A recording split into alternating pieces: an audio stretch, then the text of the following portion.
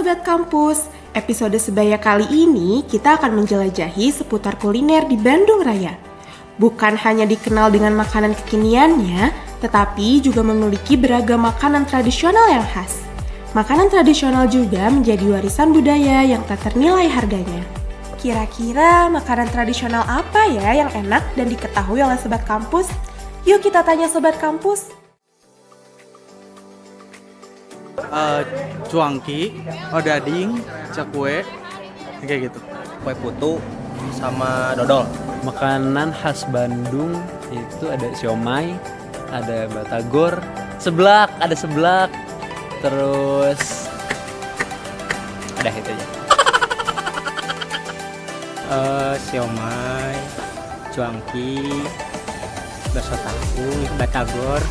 Mungkin dari makanan ringan kayak basreng, cuanki, cilok, terus apa ya?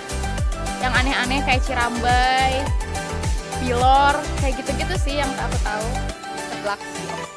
Seblak, peracian, cilok, cimol, cirambai, semuanya peracian itu khas Bandung banget. Wah, ternyata banyak juga ya yang tahu makanan tradisional khas Bandung. Tapi ada juga nih satu makanan tradisional di Bandung yang masih banyak peminatnya dan juga legendaris. Kira-kira apa ya? Yuk langsung kita lihat. Nggak tahu. Pernah dengar? Kue auk itu yang kayak bentuknya segitiga dari kelapa bukan sih? Tahu.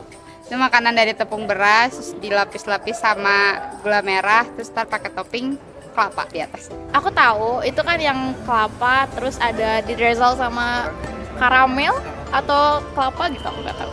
Ini dia, makanan tradisional khas Bandung yang terbuat dari tepung beras, yaitu kue auk atau bisa disebut juga kue dodongkal.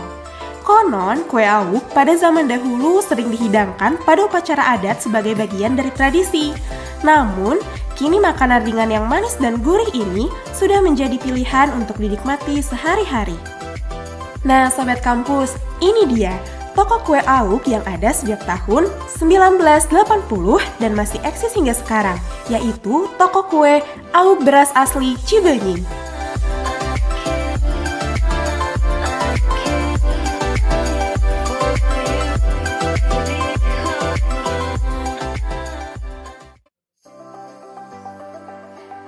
Sebenarnya untuk inspirasi ini berawal dari Bapak.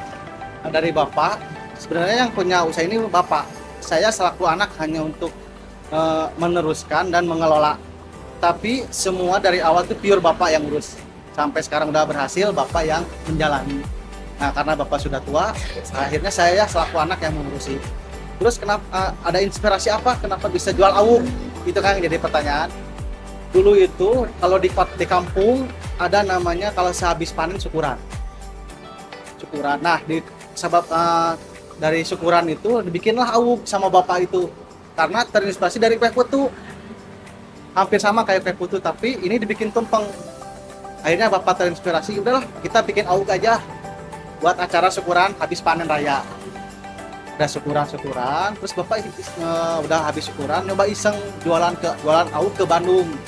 Tapi semenjak itu banyak cemoohan dari keluarga, ngapain sih jual auk ke Bandung? Dan ini mah makanan kampung gitu. Tapi bapak mencoba berikhtiar, ini makanan harus coba ke kota, apakah layak atau enggak. Akhirnya bapak mencoba dari tahun 74 ke Bandung, berawal dari nekat dan niat jualan auk. Pertama dari sering ngedorong-dorong roda keliling-keliling gitu. Akhirnya nemulah tempat di situ. Akhirnya jualan auk. Ternyata auk bapak itu pelopor pertama di Bandung yang membuat auk itu. Akhirnya sampai sekarang lah auk Cibenying sudah terkenal di mana-mana. Itu awal mulanya. Untuk proses pembuatan auk kita dari awal pertama berasnya dulu. Kita beras direndam hampir 4 jam pakai air. Kita direndam sampai 4 jam biar apa? Pertama biar berasnya mengembang. Terus biar mengembang, sudah habis kita rendam, kita tiriskan, terus kita cuci biar si berasnya itu bersih. Kita cuci berasnya sampai bersih, terus kita tiriskan, pakai namanya itu pakai bubuk kalau dalam bahasa Sunda. Kita kita tiriskan hampir 3 jam. Kita tiriskan di dalam boboko itu, udah tiriskan kita langsung giling ke penggilingan tepung. Kita giling, udah beres kita jadi tepung tuh si beras. Langsung kita simpan ke tempat nampan yang besar. Langsung kita ayak si tepungnya itu biar jadi halus. Udah gitu kita sudah diayak, disepan kembali pakai dandang. Kita sepan, udah mateng, ayak kembali. Nah kalau udah jadi tepung yang udah matang itu namanya setengah matang, belum matang banget. Kita simpan 1 hari biar si tepung itu benar-benar dingin. Udah 1 hari, besoknya barulah kita bikin awuknya itu. Pertama bahan bakunya itu cukup mudah. Pertama tepung beras itu yang tadi yang udah selesai kita bikin. Yang kedua pakai kelapa parut yang kita udah supan juga sama, udah kukus. Ketiga pakai air garam. Pertama kita pakai tepung dulu 1 gayung, terus kita taburin kelapa, diaduk, udah diaduk pakai air, langsung kita sediakan 1 asupan namanya, kita sediakan 1 asupan. Mulailah di situ perlahan, pertama tepung dulu sama kelapa sama air, terus pakai gula, lagi sampai jadi. Itulah prosesnya.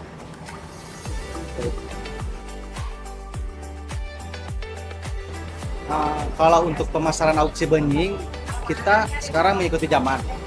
Dulu kita masih mulut ke mulut. Kalau sekarang kita sudah menggunakan ibaratnya mengikuti zaman, kayak kita ada di GoFood, ada di ShopeeFood, ada di GrabFood. Terus kita sering juga menerima orderan dari sosial media. Contoh dari Instagram, dari Facebook, dan dari WA. Itu sebenarnya sih untuk pemasaran.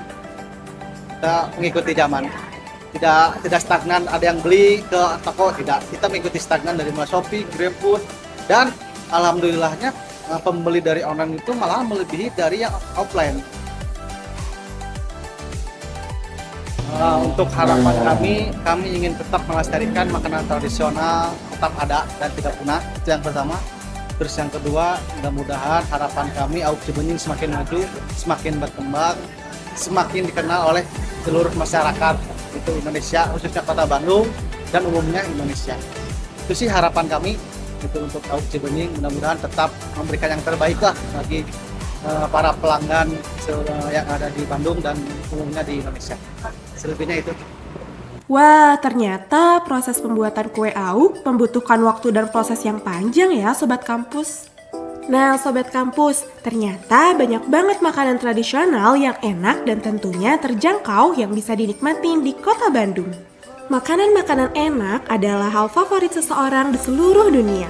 Tidak ada yang lebih membahagiakan daripada bersyukur dengan makanan yang kita punya. Al-Quran, Surah Al-Baqarah ayat 168. Hai sekalian manusia, makanlah yang halal lagi baik dari apa yang terdapat di bumi. Dan janganlah kamu mengikuti langkah-langkah syaitan. Sesungguhnya syaitan adalah musuh yang nyata bagimu.